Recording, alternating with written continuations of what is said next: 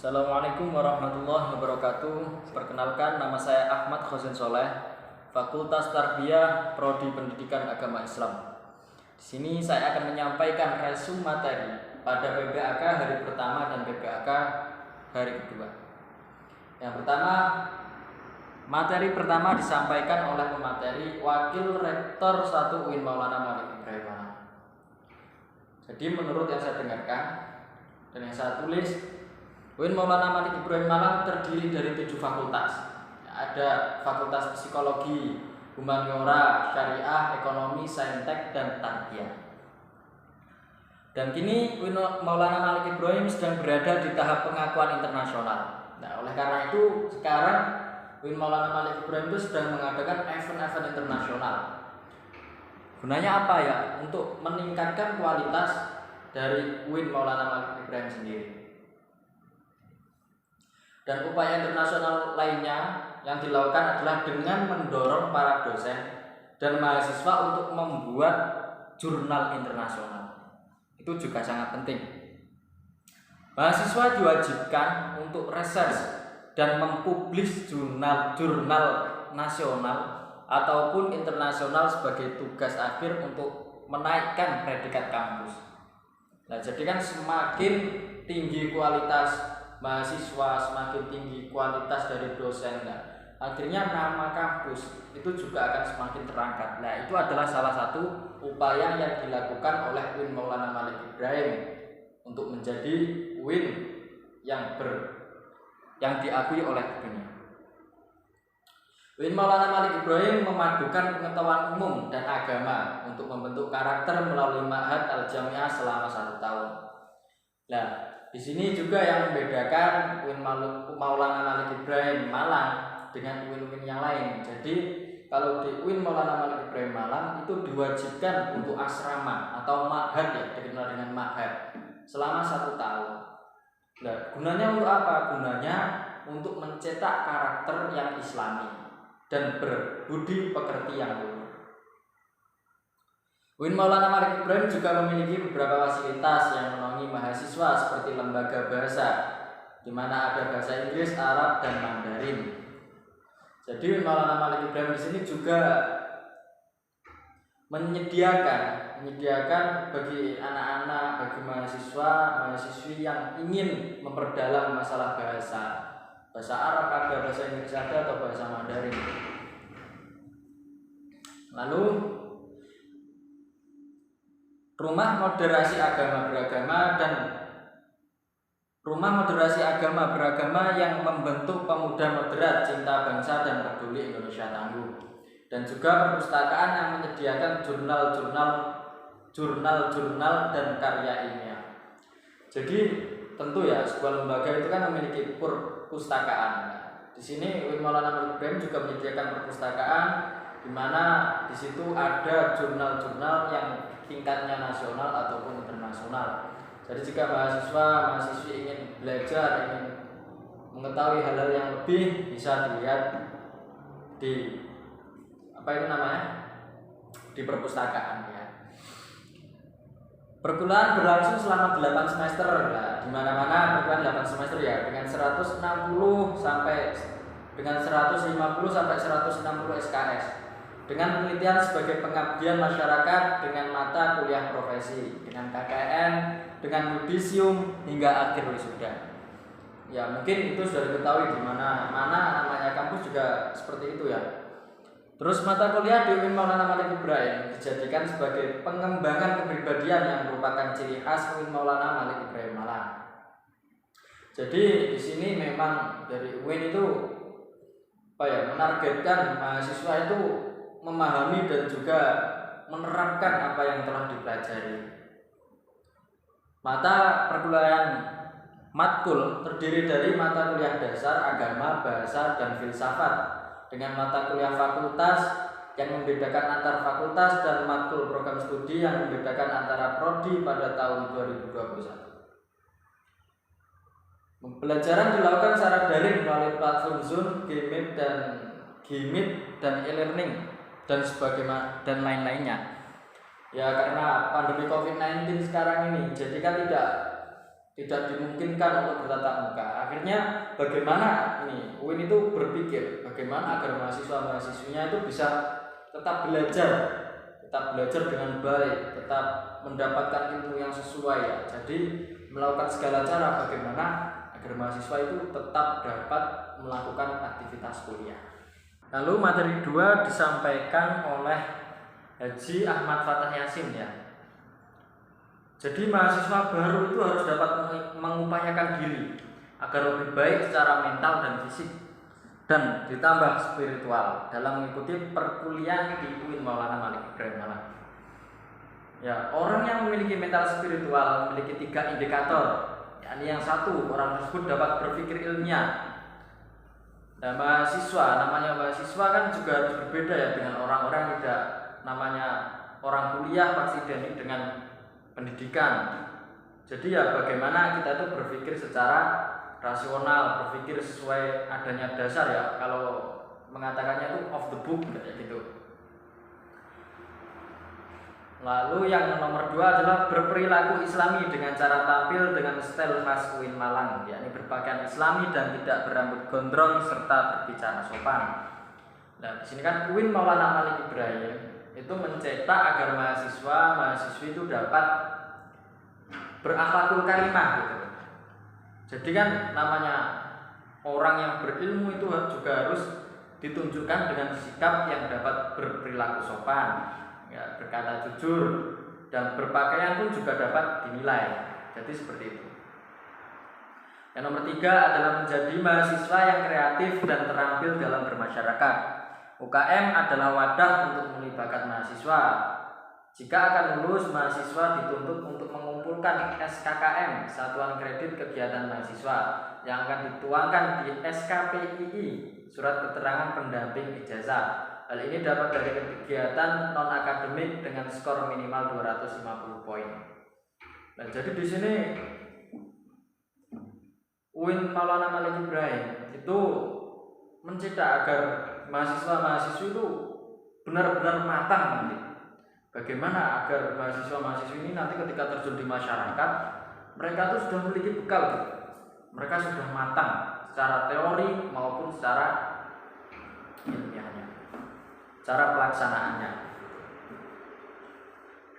Jangan menjadi mahasiswa yang sekedar kuliah lalu pulang, namun jadilah mahasiswa yang juga aktif dalam berorganisasi. Nah, masa sih ya bayar kuliah setiap semester, bayar buku lah seperti itu?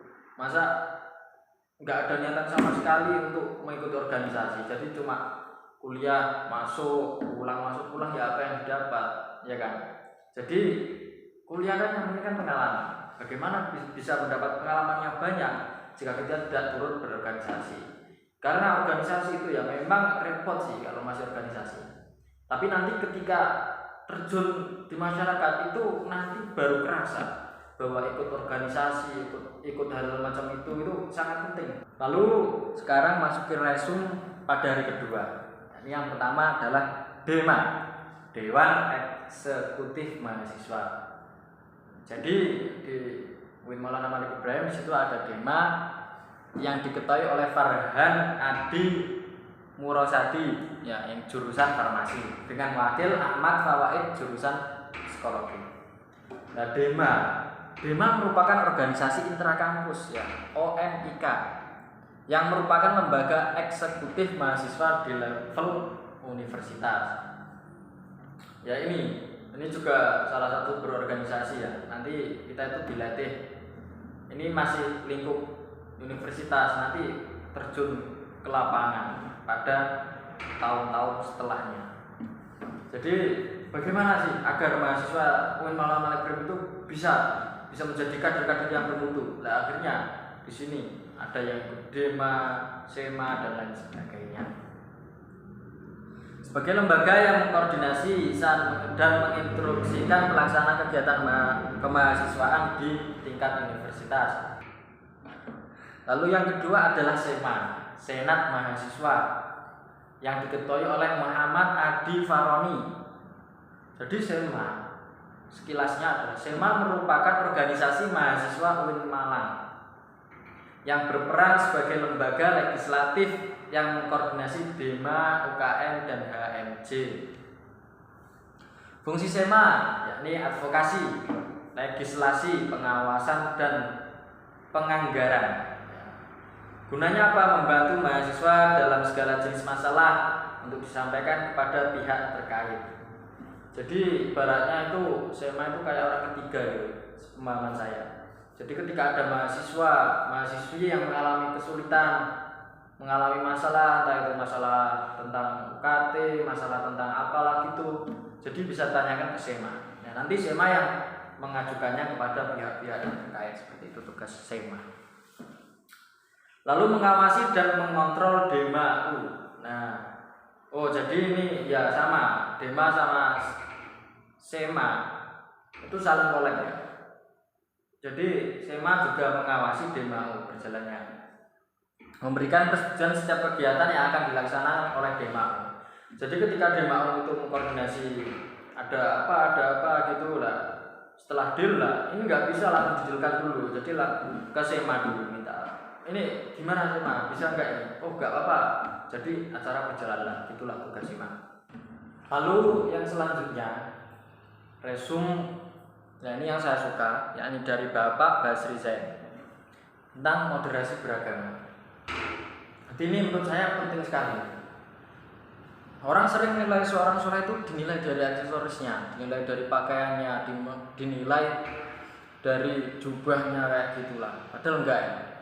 Aslinya seseorang itu dinilai itu dari ilmunya, bukan dari pakaiannya. Nah, oleh karena itu makanya gimana ya? Islam itu kalau sosialnya Islam itu mendapat label Islam liberal, sekuler, pragmatis, modernis, tradisionalis dan sebagainya itu banyak sekali. Nah, lalu yang label kontemporer, jadi Islam itu dicap banyak ya. Nah, viral dalam modern Islam dan Islam Nusantara. Sebenarnya pada dasarnya itu Islam bukan cuma satu, Islam yang mengakui iman 6, ya kan, rukun Islam 5, ini seperti itulah.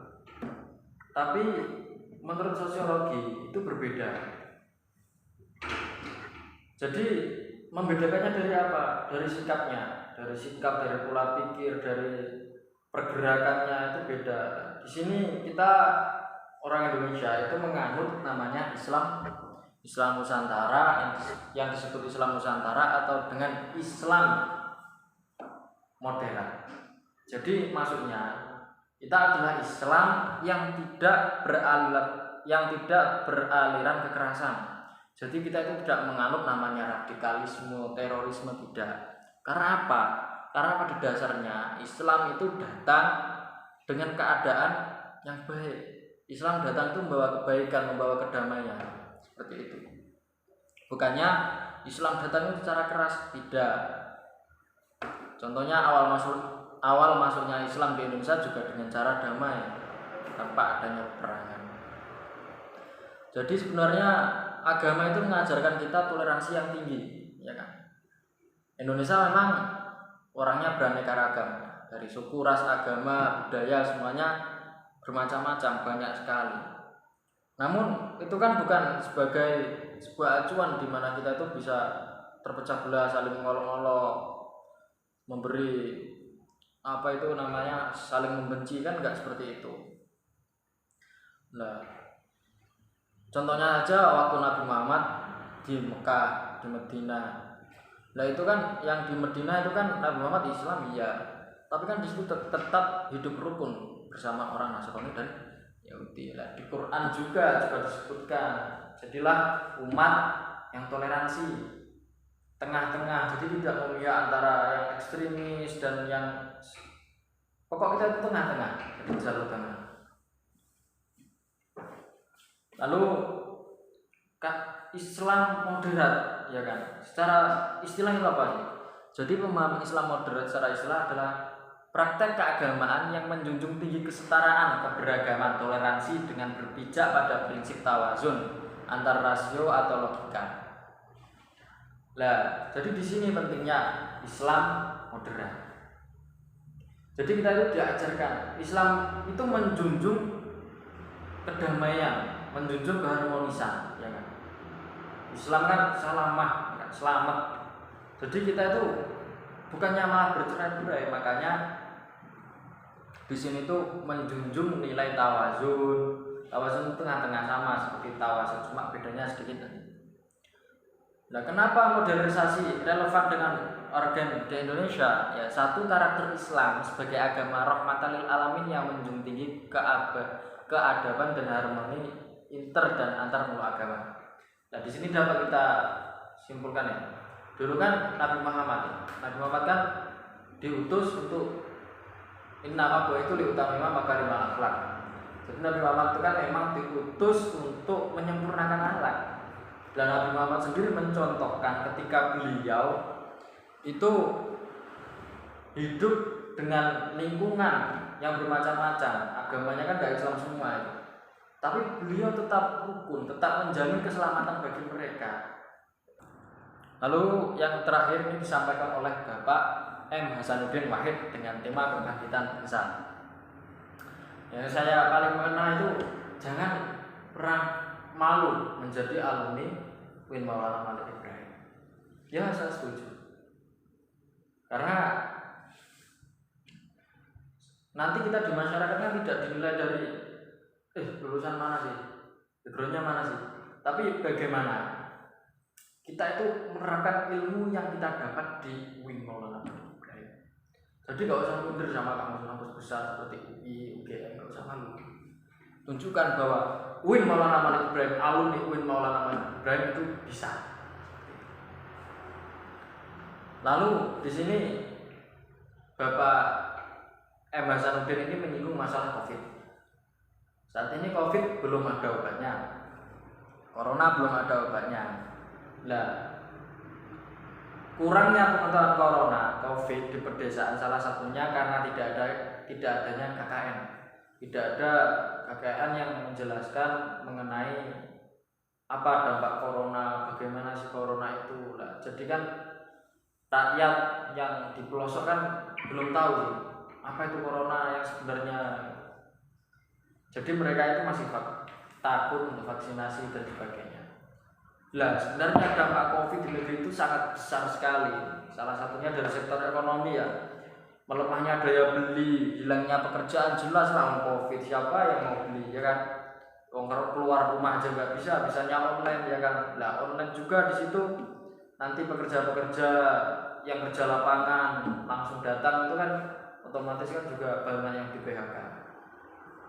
Lalu sektor pendidikan untuk sekolah, kekerasan pada anak dan risiko eksternal, penurunan pencapaian belajar. Ya, ini memang sangat berpengaruh nih. Jika orang tua tidak mendapatkan ekonomi yang cukup, tidak mendapatkan uang, ya bagaimana bisa menyekolahkan anak? Ya walaupun daring lah, daring kan juga butuh kuota. Kuota kan juga mahal gitu. Banyak sekali yang putus sekolah gara-gara pandemi banyak. Lalu penurunan capaian belajar ya. Walaupun tetap dilakukan bagaimana pengajaran online secara efektif, namun seefektifnya online itu tidak seefektif bertatap muka. Jadi memang pencapaian belajar itu sangat menurun drastis. Nah, lalu bagaimana kebijakannya? Kebijakan sektor pendidikan antara lain bantuan kuota internet ya. Jadi pemerintah itu memberikan bantuan kuota, bantuan subsidi upah, bantuan uang kuliah tunggal, rumah sakit pendidikan, dukungan kepada relawan mahasiswa dan dosen. Lalu bantuan lanjutan itu seperti besaran bantuan UKT. Pentingnya kolaborasi Isahelik, kemajuan sekarang sudah 4.0 dan besok mungkin sudah ada 5.0 ya mungkin. Maka kita harus menguasai teknologi. Dan 3 kekuatan pengubah dunia adalah kemajuan teknologi, agama, jadi agama itu jangan disepelekan. Agama itu juga sangat berpengaruh.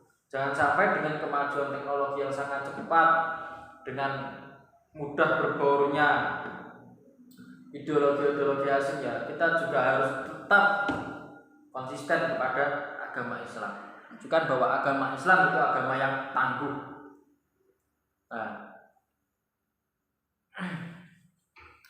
lalu bagaimana caranya kita itu menjadi generasi yang unggul? Yang pertama, keagungan moral dan spiritual, itu otomatis ya. Karena kan al-adabu fawqal ilmi. Adab itu di atasnya ilmu.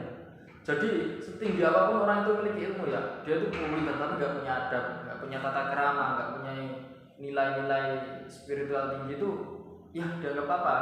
Nggak bisa menghargai orang lain kan? Jika ingin dihargai kan harus menghargai orang lain. Jika tidak bisa menghargai ya bagaimana? Nggak bisa. Lalu suka dengan ilmu pengetahuan yang otomatis. Orang yang berilmu itu juga sangat penting. Soalnya man arada dunya fa alaihi bil ilmi wa man arada al-akhirah fa alaihi bil ilmi wa man arada ma fa alaihi bil ilmi. Semuanya itu perlu adanya ilmu. Semuanya itu harus diilmoni. Lalu peduli sosial ya, jadi kita itu jika ingin dikenal, jika ingin menjadi orang hebat ya kita harus peduli dengan sesama, ya kan? Kita menerapkan ilmu yang kita raih, kita miliki untuk kepentingan sosial, kepentingan masyarakat itu sangat penting. Ya. Mungkin cukup itu yang dapat saya sampaikan dari keterangan resum yang saya kumpulkan. Kurang lebihnya saya mohon maaf, mungkin ada salah kata yang saya ucapkan. Saya mohon maaf sekali lagi. Wallahul muwaffiq ila aqwamit thoriq. Wassalamualaikum warahmatullahi wabarakatuh.